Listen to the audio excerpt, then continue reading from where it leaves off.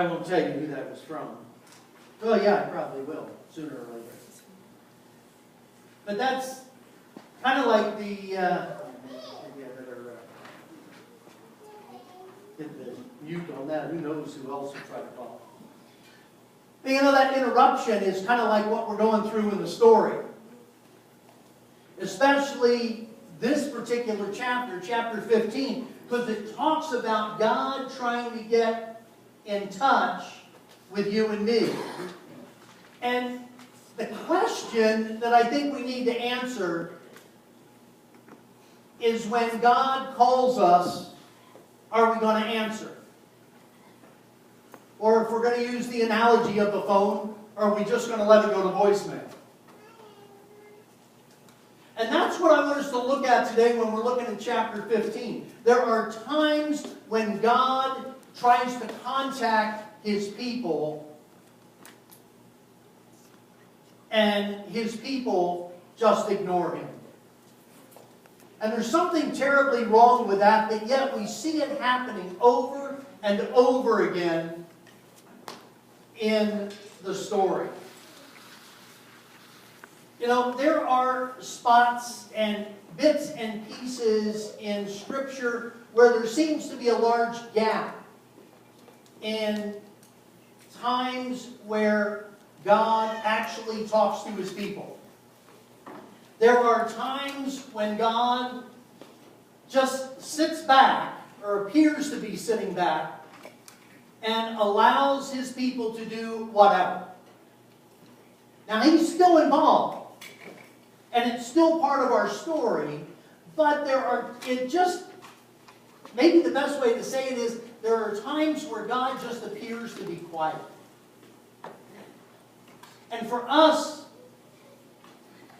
there's something for us to learn when we look at that and when we consider what God is doing, even when He's quiet.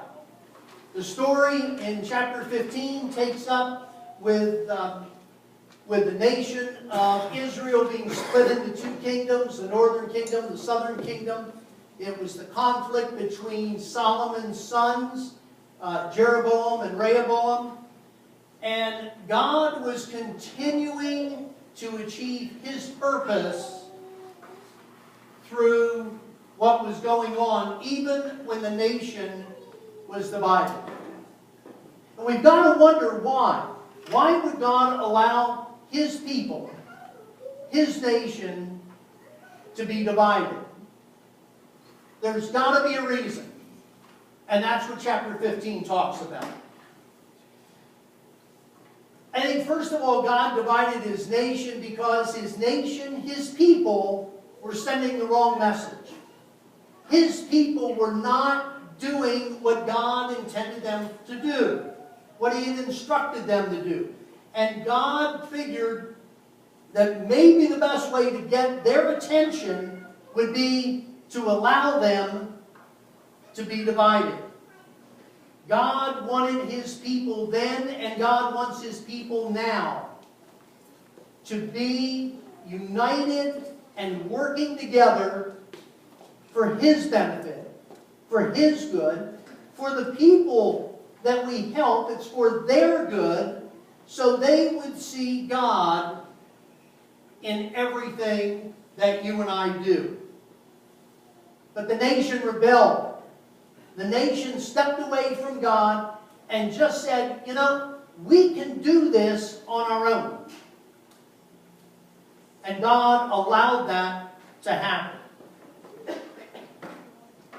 The people were not just sending a message of ignoring God and disobedience, but they were showing people that they were supposed to be serving, and they were supposed to be helping, and they were supposed to be showing God's love. They were showing a story that was totally different. Now, what would that look like, you know, today in Siouxland for us? I have to wonder. I mean, if you opened up the Sioux City Journal tomorrow and found out that on my way to the airport to head to Midwinter, that the police had met me there and had hauled me off to jail. And they had hauled me off to jail because they thought that I was guilty of the shootings that took place in West Sioux City yesterday. Now, what credibility would I have to stand up in front of you if I was going totally contrary to God's teachings and was involved in something like that? My credibility, not only in this congregation, but in this community and in the broader community, would be shot. It would be destroyed because I was preaching one thing and living another. And it would be something I'm sure that the board would get together pretty quick to sit there and try to determine what are we going to do with Rich. And you know what? If I was guilty of something like that, they would have every right to be getting together and get me out of the pulpit as quick as possible.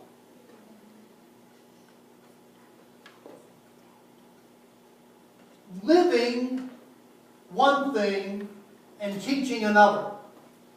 That's one thing that this world cannot stand, that hypocrisy, and it happens in so many ways. It happens in marriages. Oh, I'm devoted and deeply committed to you, and then they don't live that way. They find it horrendous for us as Christians to be able to say, I want to help somebody, and then we act totally the opposite. We do everything we can to destroy them to build ourselves up. To get ourselves to a point where we are seen as being successful in the eyes of the world, and we don't care who we stomp on to get there. You ask people who don't go to church, why don't you go to church? And the answer that they will give time and time again is those people that go to church are hypocrites. Now, part of me wants to be a smart aleck and say, well, they all would fit right in. But really, people don't want to be around people that do one thing and talk another. And so God got tired of His people being hypocrites and not living the way He was asking them to live. So God divided the nation in order for Him to purify the people and really to be able to clean up the message that they were giving, so that when people looked at us as children of God, they would be able to see us doing what God intends for us to do. It happened in the 12 tribes. The offspring of David from the tribe of Judah would be the ones that God would call and set out and say, you need to be the example. You need to be able to show people what I intend for the world. So God sent His prophets to the kingdoms. God sent His prophets back to the northern and to the southern kingdom to call His people back. During a period of time of 19 kings, God sent 9 different prophets. And 2 of them, the chapter 15 talks about, were pretty amazing guys. I mean, they all were amazing spokespersons for God. But there were 2 of them that just jumped out at me as we looked at this story. The first one was Elijah. Elijah, you remember the story, and I was going over my notes from a number of months ago, and we had just talked about that last year. The story of Elijah and the prophets of Baal. And how Elijah had tried to convince the people that they were following the wrong God. And the prophets of Baal were getting out, and Elijah finally just said, we're going to have a test. We're going to have a little competition, if you will. And we're going to find out whose God is really God. You probably remember that story pretty well. They decided to have a sacrifice. And they weren't going to use any fire, and they were going to pray that their God would set the sacrifice on fire to prove that they were truly God. Prophets of Baal did everything they possibly could. They had prepared the altar, they had prepared the sacrifice, and they were doing everything they could, calling out to Baal, take this sacrifice, make it yours, set it on fire, and glorify yourself, Baal. And they tried and they tried and they tried to do everything. You remember they first started out with just regular prayer. Then they started screaming and yelling. And then they were cutting themselves. I mean, anything they could to get Baal's attention. And I have to admit, I love Elijah. Because he was egging them on. He said, well, maybe you ought to call a little louder. Maybe he's on vacation. Maybe he just kind of checked out for a while. Oh my goodness, even one of the translations says, well, maybe he's going to the bathroom and he can't hear you. I mean, that's pretty graphic. But, they were doing everything they possibly could and it wouldn't work. So Elijah came in after the prophets of Baal had just pretty much given up. Elijah came in and poured water all over the altar and then just said, God, show them that you're real and Baal's not. Up goes the sacrifice, up goes the altar, up goes the water that had been poured all around it, everything, and it was soon ash. God responds to His people when God is given the glory. But there was another prophet that they had too that really, I'll be honest with you, I'm not sure I could do this. And the other prophet that I was thinking about with this was Hosea. Now Hosea was called to give a visual example of the unfaithfulness of God's people. God had called Hosea under the kingship of Jeroboam's son, and had called Hosea to go out and to marry a prostitute. With the idea that by marrying her, it would show that God was still faithful, even though His bride, the children of Israel, were not. This is a pretty amazing story. And it was one that started to resonate with God's people. God's people began to see, wait a minute. I'm sure they would look at Hosea and his wife and go, is that us? And they needed to understand that God continued to be faithful even though His people were doing everything they could contrary to the commitment, the covenant that they had made with God. So I wonder, how does this all apply to you and me? I mean, I gotta wonder, how does God speak to us today? How does God prepare us for doing what you and I need to do? We look at that and we wonder. God speaks to us through this, through His Word. God speaks to us through the Spirit of God and tells us what we need to do. God continues to show us the way He's proven to His people over all time that this is something special. This is what needs to be done.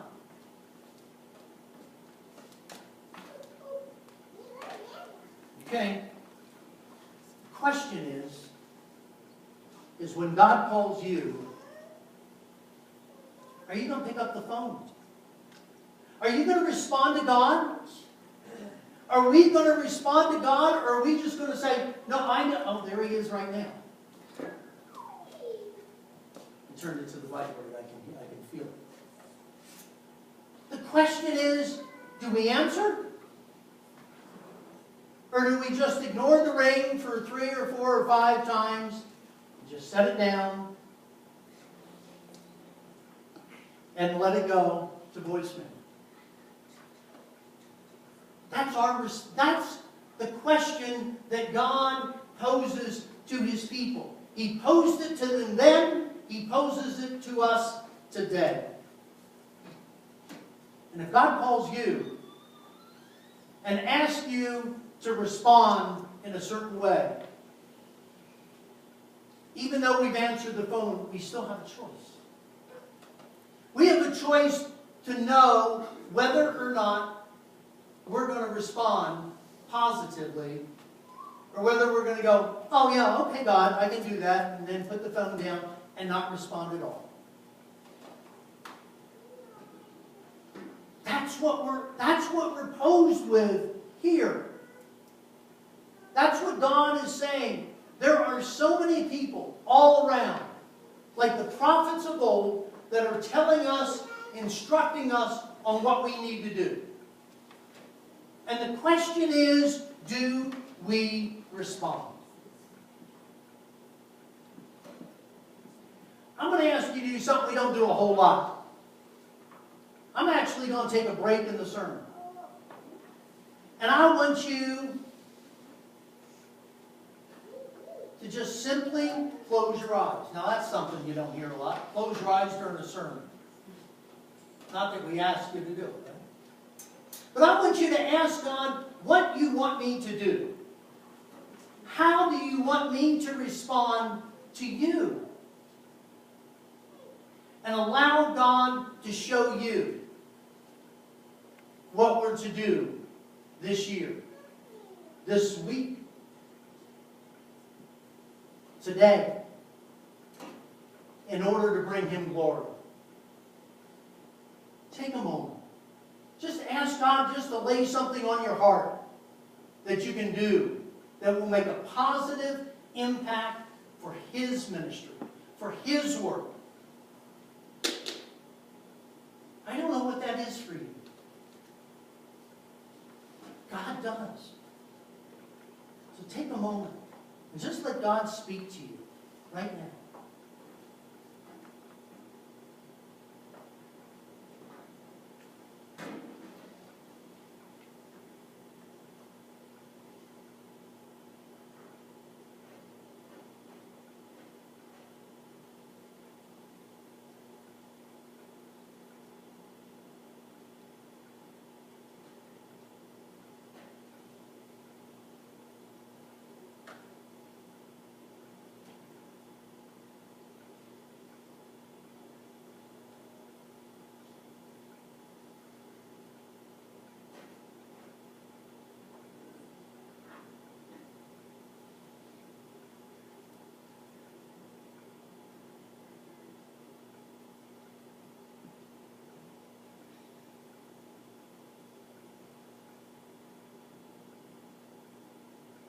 God has spoken. We need to respond. God has spoken to you. And whatever He has asked you to do, you need to respond.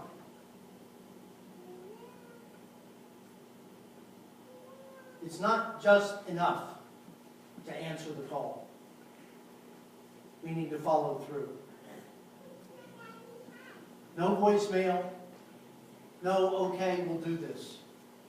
Really, truthfully do what God has asked you to do.